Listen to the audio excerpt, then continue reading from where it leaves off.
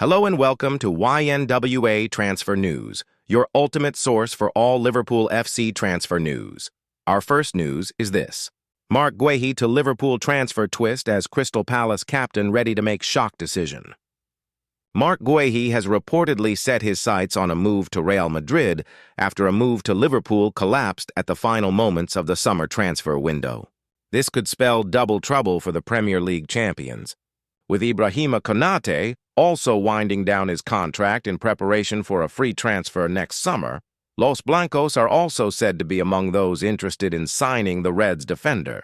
Crystal Palace pulled the plug on Guehi's $35 million transfer to Anfield on deadline day after failing to bring in a replacement. However, any hope of reviving the deal, either in January or next summer when Guehi's contract expires, is set to be dashed. It has been revealed that Real Madrid are now ready to commence negotiations for the 25-year-old, who has been commended for his handling of the recent transfer speculation. This puts the ball firmly in his court, with no transfer fee required next summer and foreign clubs able to sign a pre-contract agreement over Guehi from January. According to Mirror Sport, the Palace captain's top choice is to make a move to the Santiago Bernabeu and reject Liverpool, despite being tantalizingly close to joining them on September 1st. The report claims Guehi is thrilled by the prospect of playing overseas for the Spanish Giants, who have also shown interest in Konate. It's said that the French international recently declined Liverpool's offer of a new contract. This suggests that the duo could team in La Liga, leaving Liverpool out in the cold. Earlier this week, Arne Slot expressed his personal sympathy for Guehi. The English international is set to lead Palace out against Liverpool next weekend. The Reds boss told Sky Sports, "For us, it was, of course, a disappointment for the player, I assume, as well, because he was expecting to come to us. I try to put myself in the player's shoes, but that can happen with a player from us as well. Maybe a player wanted to leave, but in the end couldn't because we couldn't get a player we wanted. That happens in football many times, and the good thing in football is, especially after the international break, everybody comes back, accepts the situation and knows he has to perform well. But if a player wants a transfer that he doesn't get, then you always feel for him. If it's a player of my team, you talk to him, make sure he gets his energy back and keeps going again. And that is probably what has happened at Palace with Mark Guehi." Liverpool star getting better and better despite 169 million transfer pressure. Hugo Ekitike is quickly making his mark at Liverpool, impressing fans and pundits alike as he continues to develop despite the immense pressure from Alexander Isak since arriving at Anfield. Ekitike has adapted rapidly to the demands of the Premier League. Ekitike extended Liverpool's lead against Everton by calmly slotting the ball past Jordan Pickford after a clever through ball from Ryan Gravenberch. The goal marked the former Eintracht Frankfurt striker's third in 5 league appearances, alongside 1 assist. Since Isak's arrival, the 23-year-old has faced questions over his first-team opportunities given the significant investment in his striking teammate, former Liverpool and Aston Villa defender Stephen Warnock, was full of praise for the French striker. "Hugo Ekitike is just getting better and better," said Warnock on BBC Radio 5 Live following Ekitike's goal. "When he gets on the ball, he is a danger, and he has been so impressive in his short time at Liverpool. It's a really smart finish, quick touch, and he passes it into the bottom corner. Jordan Pickford doesn't stand a chance of getting anywhere near it, and Liverpool look very comfortable." Speaking on TNT Sports, former Rangers striker Ali McCoy stated, "It is a great goal. The pass from Gravenberch weighted it perfectly and the finish from Ekitike through the keeper's legs. It's a great low finish. Another great Liverpool goal." The French international has also expressed his excitement to grow and improve alongside the 25-year-old and is looking forward to playing alongside the British record. Signing on Isak. Ekitike said, "He's a very, very good player. I always watched him before I came here. For me, him being here is good. I can learn, improve, and it's competition. But I know we're going to play together, make the difference. One day, I hope we can share a pitch. It's good to play with him. It's the coach's problem to pick the squad. Me? I just do my job, so it's good." Ekitike expressed his pride in playing a crucial role in the Merseyside derby victory, stating, "Very good feeling. We knew it was going to be a tough game. It was. We had to fight until the last minute. I feel proud. It was a good test for me. So yeah, to score my goal and win at the end, you can be proud and happy for the team. We just have to keep going. We made good movement. I seen Ryan, had space in behind and took it. I was a bit lucky because it went through the goalkeeper's legs, but it was good."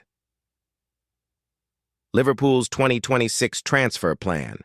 After spending over 400 millers in the summer transfer window, Liverpool may take more of a back seat in 2026, but that does not mean there won't be any incomings at all. The Reds still need to add a center-back to their ranks after missing out on Mark Guehi on deadline day, and if it's not the Crystal Palace captain that arrives, then they'll have to turn their focus towards other options.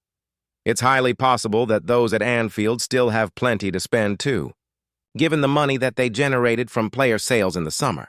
Manager Arne Slot was quick to remind reporters about those sales earlier this season. "I can't blame people when they don't see or understand that we also bring money in. No club never sells and only buys. We didn't have a big squad last season, and this summer we did sell and bring players in. That is such an exception in English football. On the transfer front, rumors are already beginning to emerge ahead of 2026. Guehi is, of course, the biggest name to watch in the next year, with Liverpool likely still leading the chasing pack in pursuit of his signature. The big question will be whether they wait to secure a free deal or attempt a cut-price January deal. As things stand, the England international would be replacing Ibrahima Konate next summer by completing an Anfield switch. The Frenchman is yet to sign a new Liverpool deal and could yet join Trent Alexander-Arnold at Real Madrid as a free agent. Replacing a player of Konate's caliber would be no easy task, however, and Guehi's not the only name on Liverpool's shortlist of defenders as a result. Suarez tells Araujo to join Liverpool. Amid rumors that the Reds are ready to submit an offer to sign the Barcelona man, reports in Spain have now claimed that Suarez has told Ronald Araujo to join Liverpool in 2026. A fellow Uruguayan, Araujo has been advised to join the forward's former club and potentially become the replacement for Konate in doing so. It's not often that a player as talented as Araujo is available, but the reports have been circling around his Barcelona future ever since he lost his starting place under Hansi Flick. Leaving the door ajar for Liverpool to swoop in, the Reds should take full advantage. That said, despite often overlooking the South American, Flick made it clear in January that he wants to keep Araujo, telling reporters, "I want him in my team because he's one of the best defenders. We're all professionals. He's come back from a serious injury. We've taken great care of him over the last month, and now he's back. He's strong and ready to play, and he's an option for the team. He's very professional, and that's what I want from him." Forget Ryan Gravenberch. Crazy Liverpool player was the real man of the match v Everton.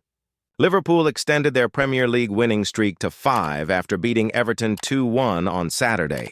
The Reds eventually came out on top during the first Merseyside derby of the season, with Ryan Gravenberch and Hugo Ekitike's goals the things that set them apart from their opponents. The game was fairly end-to-end throughout, with both clubs proving that they wanted to win the game, and, even though there were a couple of times when it felt like the Toffees could leave Anfield with all 3 points, Arne Slot's men powered on and added another 3 points to their tally. Indeed, Gravenberch's performance was a key reason behind Liverpool winning the game, but the performance of Milos Kerkez shouldn't be overlooked. Milos Kerkez should have been given the Man of the Match award against Everton. Since the 2025-26 season kicked off, Kerkez's future at Liverpool has been questioned.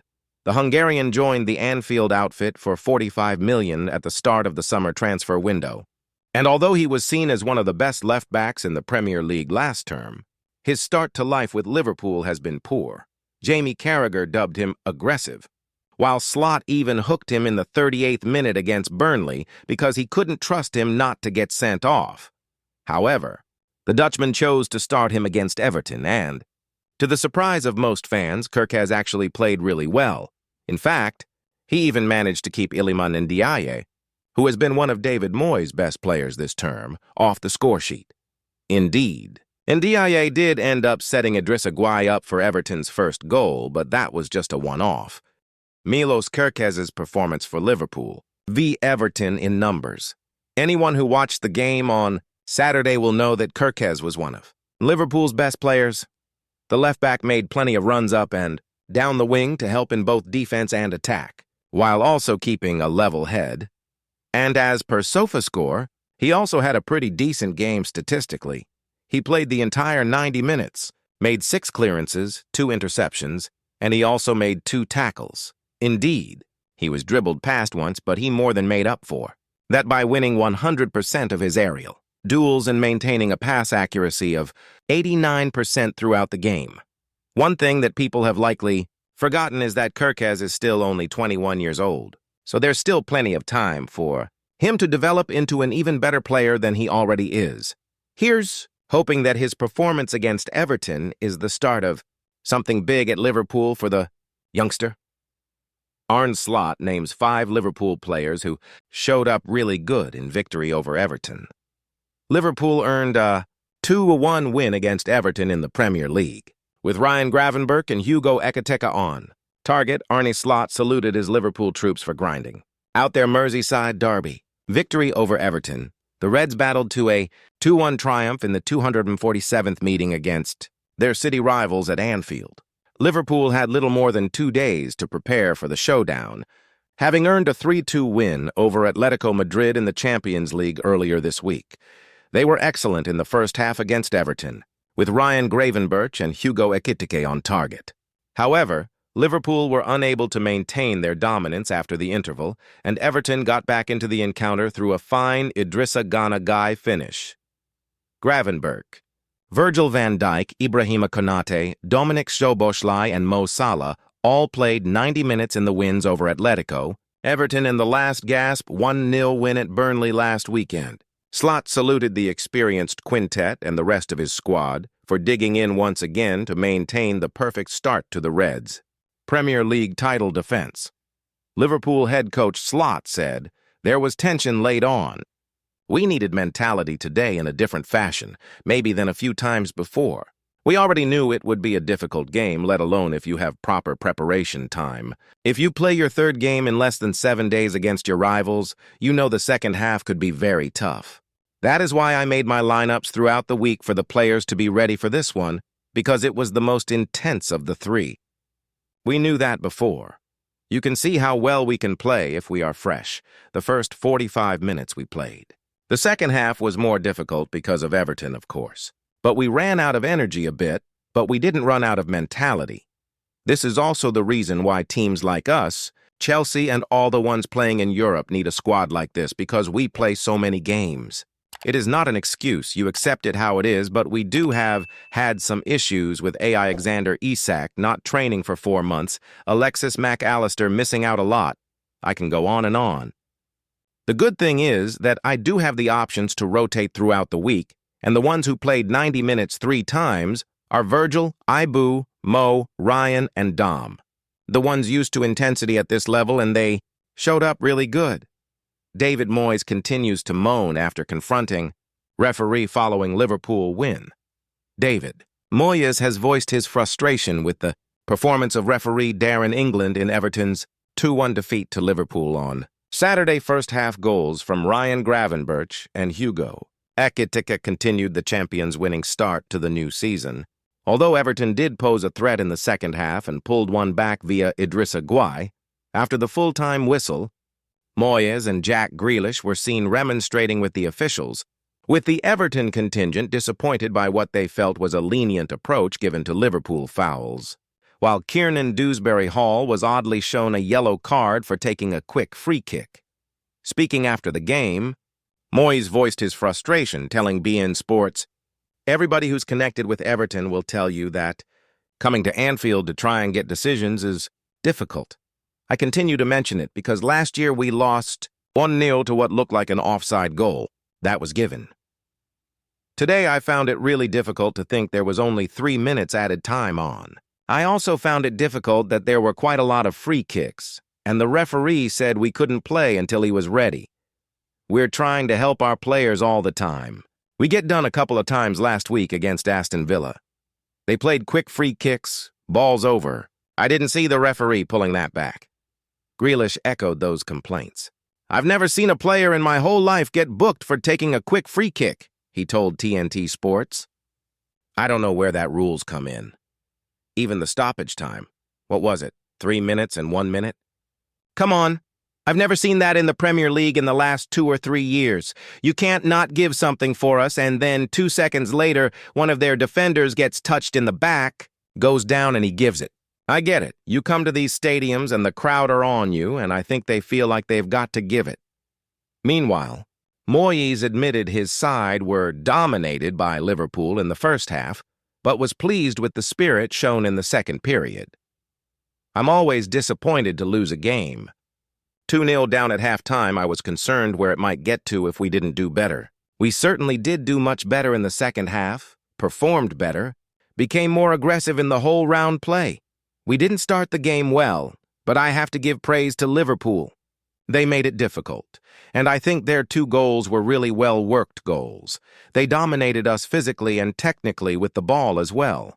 We had a problem in the first half, but we hung in the best we could. Got to halftime, and I thought things improved a bit. This is probably as tough in a league game as you can nearly get. And it also is a derby for us, which makes it more galling when we don't win. Thank you for watching. Like and comment. Subscribe.